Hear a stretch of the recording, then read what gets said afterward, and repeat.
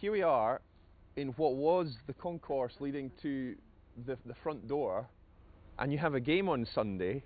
So how do we see a game taking place on Sunday when the front door is being knocked down today? Yeah, yes, that's an interesting challenge. When it was first pointed out to me that this would have to come down now, I was told, but don't worry, we'll put a scaffolding staircase up, and you'll all be able to climb up there. That didn't seem sensible to me. I can't see the high heels coping. So we have another solution. So yes, that has to go. It has to go because we are now at the point where we've got to start doing the piling. I don't know if that sounds as if I know what I'm talking about, but all I know is we've got to put piles down into the ground, and one of them goes right through that extension, so it has to go. So yeah, that will all be gone, I'm confidently told, well before the game on Sunday. And the last couple of days will be all about putting things back so that it's safe for all our supporters to get in. So Hibs and Hearts players arriving, we should see them going in through the front door. Yeah, there's the old front door is still there, so we're just the extension. Unfortunately, the extension also included water tanks, toilets, etc. So we've got a little bit of inconvenience ahead of us, and we've got various plans going on. Tanks have been moved. Gas pipes, as you can probably imagine, have all been disconnected, so we've got challenges of providing the players with hot water. It's one of the challenges, but we've solved it. So yeah, it's exciting. Every day you come here, there's something change. Oh, for sure. I mean, last week when we were here, it was all about getting the truss up, and so of course the idea was this had to be completely cleared so that we had this enormous great truss lying in front of us. So that was only on Thursday that went up, and now, and obviously while the truss was there we couldn't do any of this. So it's a really, really tight programme, and I've got everything crossed and every confidence that the guys who are doing it know what they're doing. That must have been a fabulous moment, seeing that go up. It was a little bit frustrating because it was originally going to happen in the morning, and when I came in it was going to be 12 o'clock, 1 o'clock, and then it was 2 o'clock, then it was 3 o'clock, and it eventually was lifted about 5:30, between 5 and 6.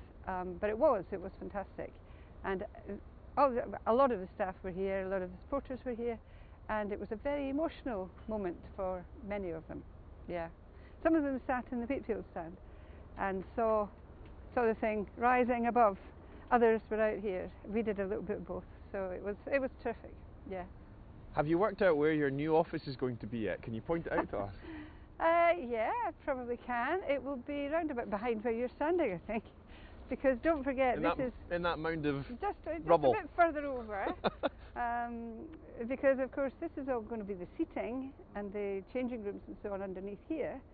So all of the rest of the building will go out to about where that pile of whatever it is is sitting. So the offices will be in that corner on the second floor. The shop will be below it probably. Not probably, the shop will be below it. We'll have all the hospitality space. There'll be a lovely new entrance hall, new foyer. The nursery will be approximately where the old nursery was, so that will be there as well. So yeah, it's going to be incredible. Is it still running to time? Shall we see it open for the start of the next season? Well, it won't be open for the start of next season. We're targeting the 2nd of September, which actually is, if I remember correctly, I think it's an international weekend. So it will be open, I hope, for the 9th of September, which will be our first game. And I'm currently in discussions with the SPFL about what to do for the first 4 fixtures. And don't know yet. I think we're okay. Would you play Murrayfield? Is that a possibility, or well, will you play games here at all? If we can organise it that our first few fixtures are away, then clearly we don't have to make that arrangement. Yeah. That said, if anything does start to slip, I have to have a contingency. So we're working on that contingency plan at the minute. So if everything goes according to plan, we shouldn't have any issues, and we should be ready to welcome all the fans in on the 2nd, 9th of September. If it starts to slip, then I have to put the contingency in place. Yeah. Which is what, roughly? Probably having to play at least some of our games elsewhere, and we haven't yet decided exactly where, but we will have to find an alternative home venue if things start to slip. You're hoping it doesn't come to that? I'm absolutely hoping it doesn't. At the moment we're on schedule, but obviously it's early, you know, it's early days and things can go wrong. I think the next few weeks, yeah, will be really telling, because this is all about the foundations, and we've got to dig over the next few weeks. They're digging down 1.5 metres, they've got to excavate. So as long as we don't find anything too awful that's going to hold us up, I'm reassured that once we get past the excavation stage and the foundations and the groundworks, we should be reasonably okay. When I speak to people and I tell them about what's happening here at this club, especially outside Scotland, they say, wow, that's fantastic. And then they say, hang on a minute, Hearts was in administration less than 3 years ago. Yep. How are Hearts paying for a new stand and they've made all these signings in January? Just explain how this is being paid for. Well, there's a very simple model, which is the first couple of years we got a few things right. We did, the supporters were amazing, as you know, and because of that, we actually made some money, we made some profits, so we had cash in the bank.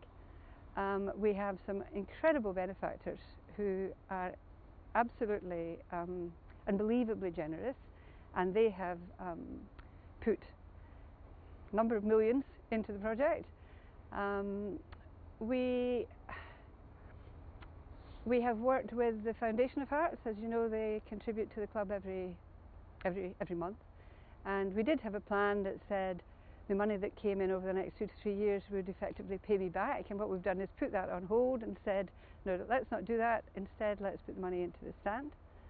That leaves a relatively short funding gap, small rather, funding gap, but nonetheless there is a funding gap, and we're working hard to get some other initiatives which has effectively got to bridge that gap. We're in the fortunate situation where we do actually have the funds to do everything we need to do up until September. So we know we can get, we've already got the funds in place to do phase 1.